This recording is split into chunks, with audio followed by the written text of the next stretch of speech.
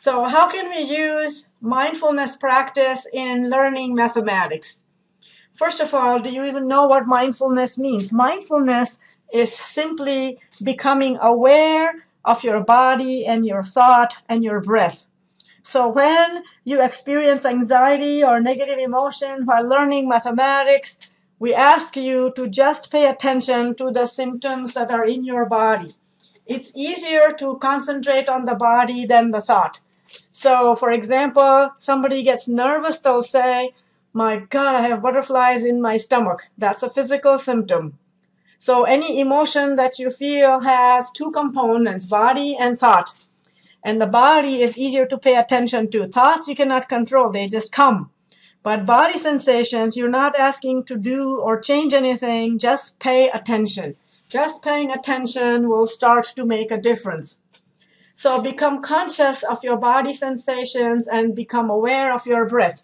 So right now, pause the video here, just sit back in your chair and just observe your breath in your body and just become aware of your body.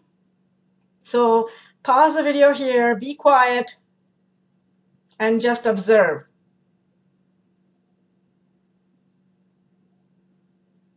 Assuming you've come back, silence is very, very important.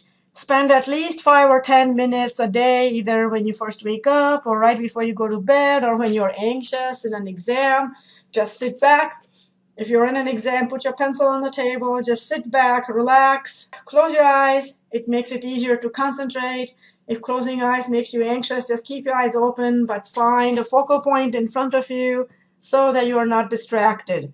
And just become aware. Breathing in, become aware of your breath.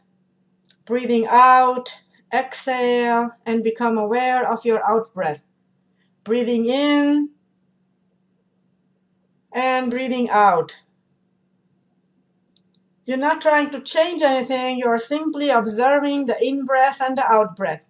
Breathing in, smile, and exhale. Just relax. Breathe in, smile, and exhale, relax.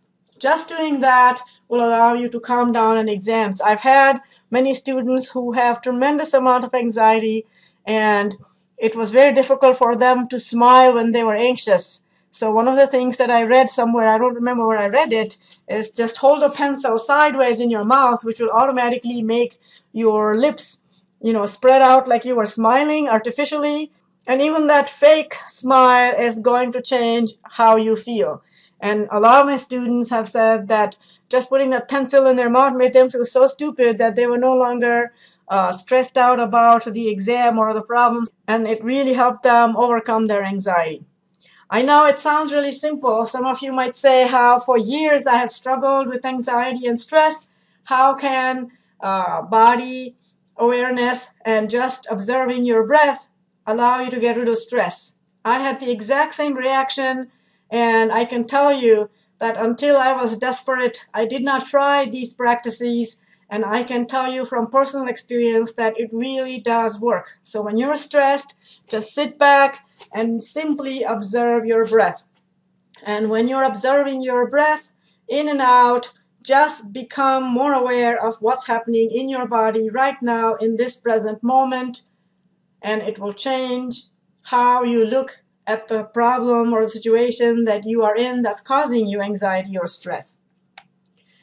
Breathing is very, very important. Diaphragmatic breathing. If you're breathing incorrectly, it will actually create a lot of stress. I know that I was breathing incorrectly, and just by changing the breath and making it more diaphragmatic breathing allowed me to change how stressed I got in different situations. So what does diaphragmatic breathing mean? You can Google it, or just right now sit back and again place your hands onto your belly and just breathe and observe what happens. If you're breathing correctly, what should happen is when you breathe in, stomach should expand out. When you breathe out, stomach should contract in. Breathing in, out, breathing out, stomach goes in. That's it. That's all diaphragmatic breathing really is. And if you have trouble with it, lying down might help.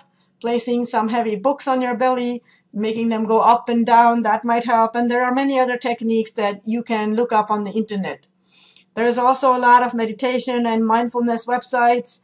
One book that I might recommend that helped me was Thich Nhat Hanh's You Are Here book. There is also online meditation lectures by Jon Kabat-Zinn. Just go and become aware of what this practice is about, and 5 or 10 minutes every day should make a tremendous amount of difference. Another thing that might help you in your performance is your attitude. If you do not have enough care and you do not take ownership of your performance, it can make a big difference. So a simple thing like fixing your attitude can take you a long ways. And your discursive mind, which is another mindfulness term. Discursive mind is if I make a mistake and I get bad grade, immediately I will get on my case and say, God, I'm really stupid. I'm so dumb. I'm never going to get this. That is my discursive mind telling me I'm no good and all these negative labels that I have for myself.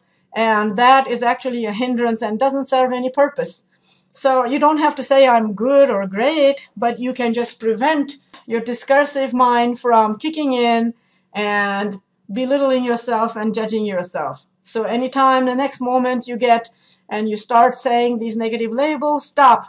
Become more positive labels. Fire together, wire together. That is one of the new brain research shows that if you have two things that simultaneously happen and neurons fire together, then they're more likely to stick together. So next time you have a discursive mind jumping at you, stop and think of something very positive that you've done.